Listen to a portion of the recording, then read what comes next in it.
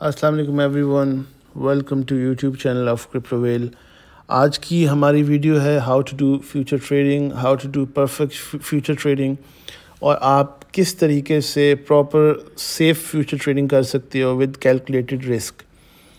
तो सबसे पहले मैं न्यू कमर्स को बताना चाहूँगा जिसको फ्यूचर ट्रेडिंग के बारे में इंफॉर्मेशन नहीं है और वो पूछना चाह रहे हैं कि फ्यूचर ट्रेडिंग होती कैसे।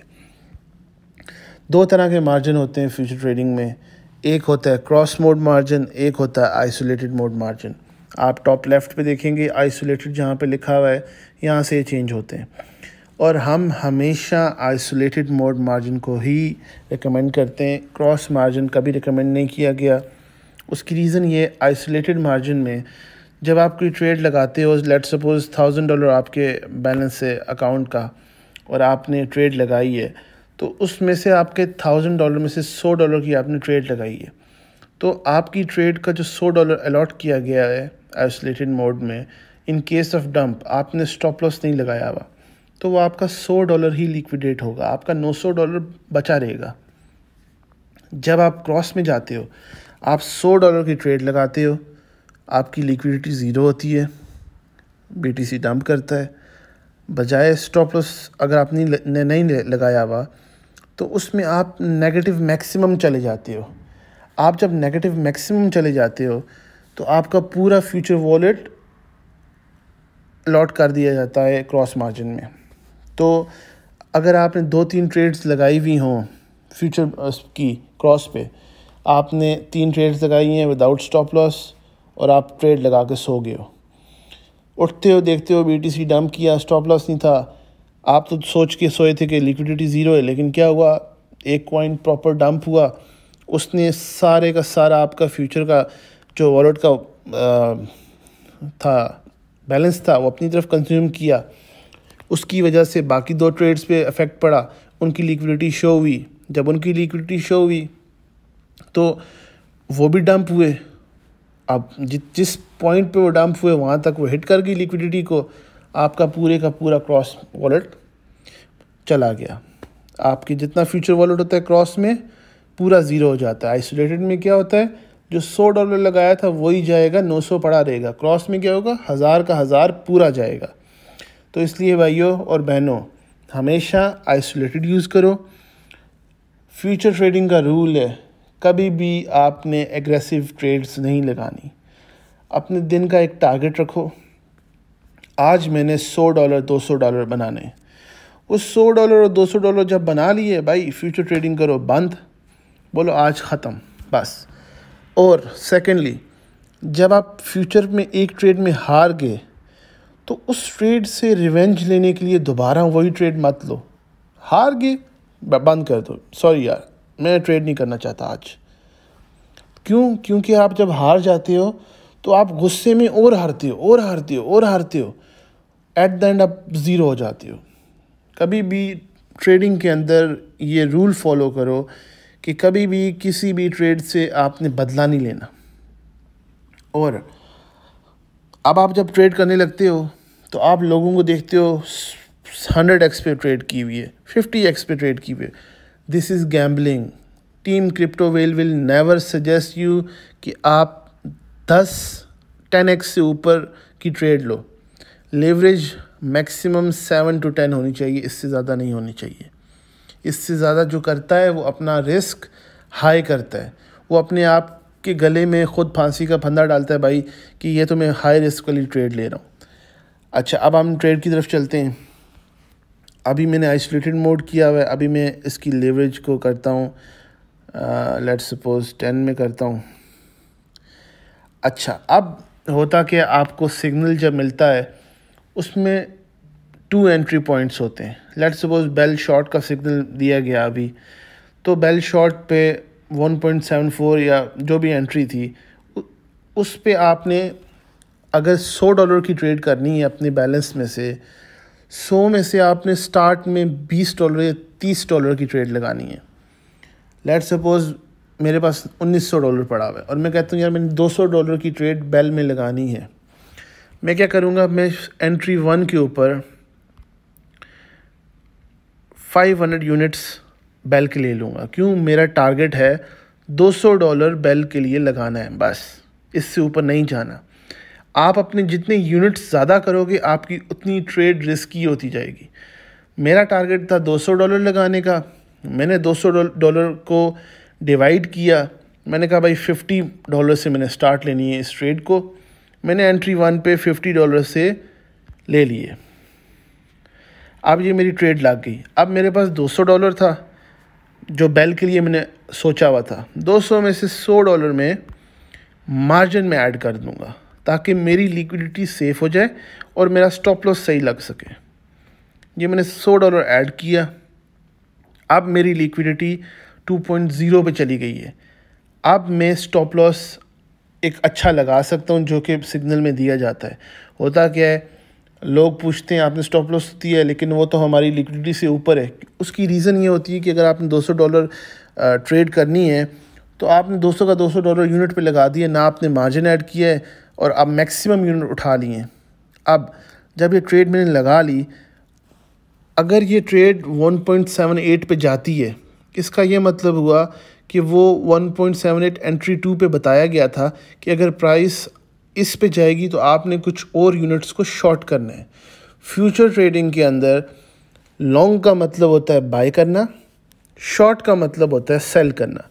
लॉन्ग मींस आपने प्रेडिक्ट किया कि इस कॉइन की प्राइस अप जाएगी तो वो आपको एंट्रीज दी जाती हैं। शॉर्ट मींस कि इस कॉइन की प्राइस डाउन जाएगी तो आपको डिफरेंट एंट्रीज दी जाती हैं। उसी एंट्री पे आपने एंट्रीज लेनी होती हैं। तो इस चीज़ का हमेशा ख्याल रखिए करें कि जब भी आप ट्रेडिंग करें फ्यूचर ट्रेड के अंदर, हमेशा स्मॉल क्वांटिटी के अंदर, एंट्री स्मॉल क्वांटिटी के अंदर। ऐसा कभी भी नहीं होता कि आपने एंट्री ली और डम सीधा ऊपर चला गया या डम नीचे चला गया। तो हमेशा एंट्री पॉइंट्स के ऊपर जाया करें और कभी भी ये मत सोचा करें कि आप लेट हो गए हो या किसी दूसरे का प्रॉफिट देखकर कि इसने 50x लगाया था मैंने भी लगा दिया। अपना टारगेट रखें, इस दिन में मैंने इतना कमाना है, बात ख़त्म। तो आइसोलेटेड के अंदर हमेशा इस तरह एंट्रीज लेनी चाहिए।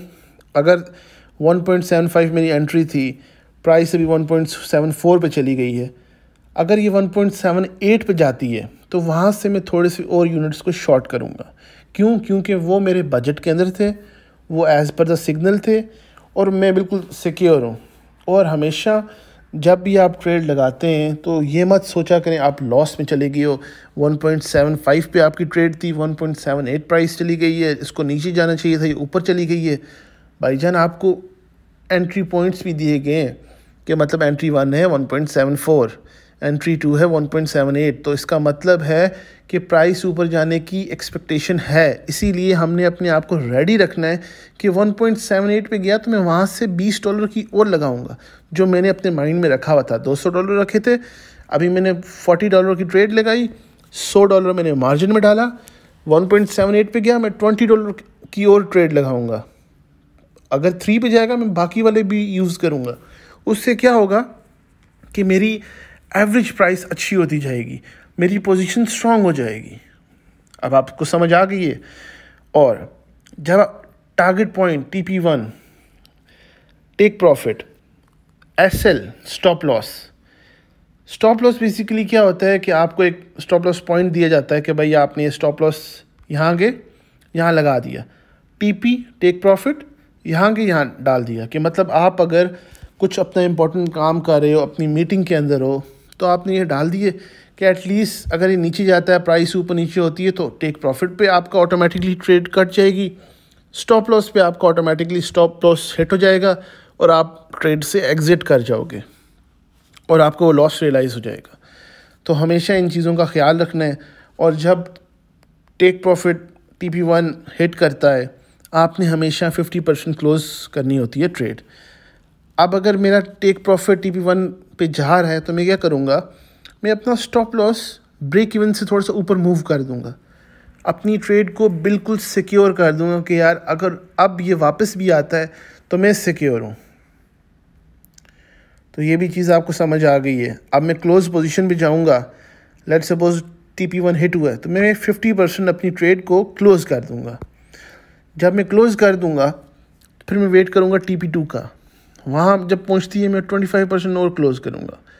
TP3 पे जाएगी, मैं सारी क्लोज़ कर दूँगा। हाँ, जो लॉन्ग रन वाले होते हैं वो अपने डिफरेंट TPs खुद मैनेज करते हैं, सीनियर्स जैसे कि। तो इस वीडियो के अंदर जो मेन चीज़ें बताई गई हैं आपको, हमेशा आइसोलेटेड यूज़ करना है, लेवरेज 7 to 10 यूज़ करनी है, कभी भी ऑल इन नहीं जाना एक ट्रेड के अंदर। $1000 है तो $200 एक ट्रेड को एलोकेट किया, 200 में से भी आपने 3 डिवाइड किए, $100 ट्रेड का, $100 मार्जिन का।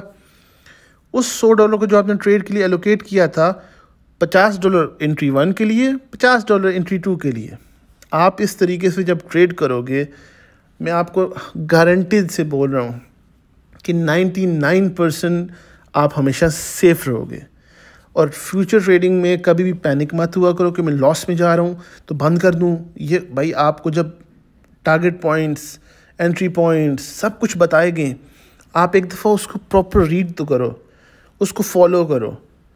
तो हमेशा पैनिक नहीं होना, entry points, target points, stop loss, इन सब चीज़ों का ध्यान रखना है।